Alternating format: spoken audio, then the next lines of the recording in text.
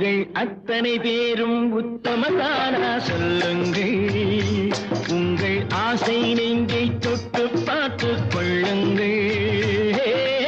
உள்ளவரெல்லாம் நல்லவனாவான், இல்லாதவனே பொல்லாதவனாம் பூமியிலே.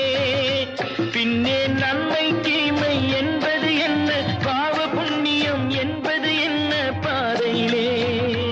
நீங்கள் அத்தனை பேரும் உத்தமதானா சொல்லுங்கள்.